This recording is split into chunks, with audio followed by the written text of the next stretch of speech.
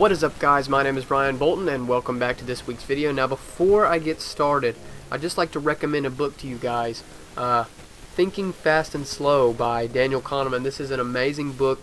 It's the source for much of the inspiration for this video. I highly suggest you read it. There will be a link down in the description to go buy it, and also a link to my Patreon, where so far nobody has donated any yet, but the first person to donate will get a copy of Thinking Fast and Slow sent to them for free. Now, in his book, Daniel Kahneman basically separates the brain into two categories, System 1 and System 2. Now, System 1 deals with tasks that don't require very much effort or concentration to complete. For example, when you're faced with the problem 2 plus 2, you don't have to use hardly any effort at all to know that the answer is 4.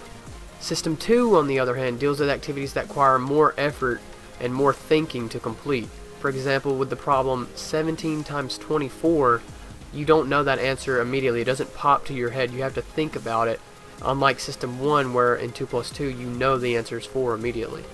Now, just some of the attributes of System 1 are to detect that one object is more distant than another, orient to the source of a sudden sound, complete the phrase bread and, make a disgust face when shown a horrible picture, detect hostility in a voice, answer to 2 plus 2 equals, read words on large billboards, drive a car on an empty road, find a strong move in chess if you are a chess master, understand simple sentences, and recognize that a meek and tidy soul with a passion for detail resembles an occupational stereotype. Now, some of the qualities attributed to System 2 according to Kahneman's book are bracing for the starter gun in a race, focusing attention on the clowns in the circus, focusing on the voice of a particular person in a crowded and noisy room, look for a woman with white hair, search memory to identify a surprising sound, maintain a faster walking speed than is natural for you, monitor the appropriateness of your behavior in a social situation, count the occurrences of the letter A in a page of text, tell someone your phone number, park in a narrow space for most people except garage attendants, compare two washing machines for overall value, fill out a tax form, and check the validity of a complex logical argument. So there are many more examples of different scenarios and attributes that can be attributed to these two different systems, but that's the basic gist of it, is that our brain has two systems, 1 and 2, one that's more automatic thinking, that is intuitive, and then one that has to actually look at the details and pick apart a problem and figure it out. So there's a really fun and simple problem that many of you have probably heard of before that you can use to point out the two systems of the brain and differentiate between the two. So the problem goes like this. You have a baseball and a baseball bat, and their combined total price is $1.10. Now, if the baseball bat cost $1 more than the baseball, how much does the baseball cost? Now, without thinking about it for too long, your brain probably instinctively said that the ball cost 10 cents and that the bat cost $1. But in reality, for the bat to cost $1 more than the ball would have to cost 5 cents and the bat would have to cost $1.05. This problem efficiently shows the differences between System 1 and System 2. Your System 1 automatically came to an answer and said $1.10 minus 10 cents equals $1 and assumed that the bat cost $1 and the ball cost 10 cents.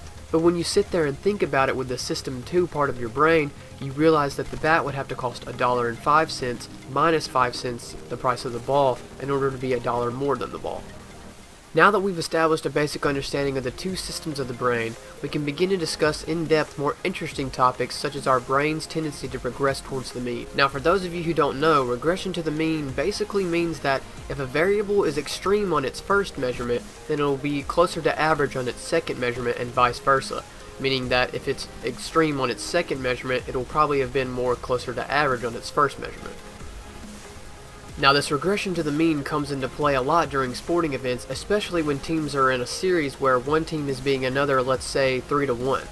Now, we would expect the team winning 3-1 to go on and win the series easily, but this isn't always the case, as was the case with the Cleveland Cavaliers and the Golden State Warriors. To explain this even further, let's use an example straight from Daniel Kahneman's book. So the scenario is set up like this. We have a 2-day golf tournament where one player performs really well on the first day, and one player performs really bad on the first day. Now, contrary to what most people would guess, their best guess about the player's score on day 2 should not be a repeat of their performance on day 1. The most they can say about the performance of the player on day 2 is that the golfer who did well on day 1 is likely to be successful on day 2 as well, but less than on the first because the unusual luck he probably enjoyed on day 1 is unlikely to hold. This applies equally to the golfer who did bad on day 1. The golfer who did poorly on day 1 will probably be below average on day 2, but will improve because his probable streak of bad luck is not likely to continue.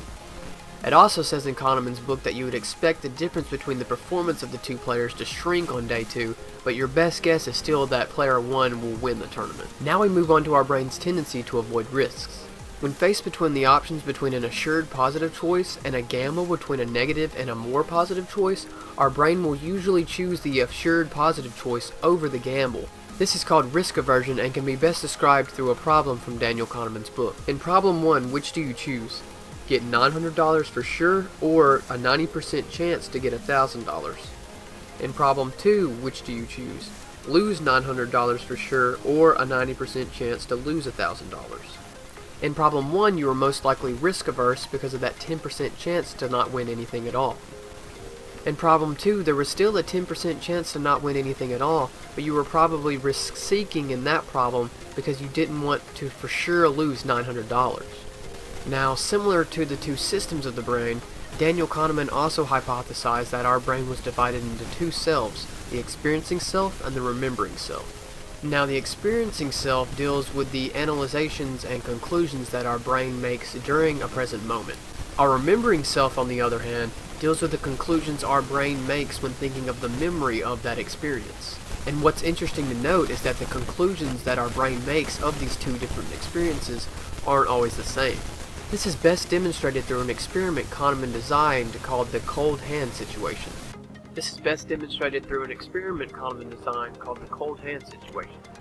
In the experiment, participants were told they would undergo 3 cold hand episodes.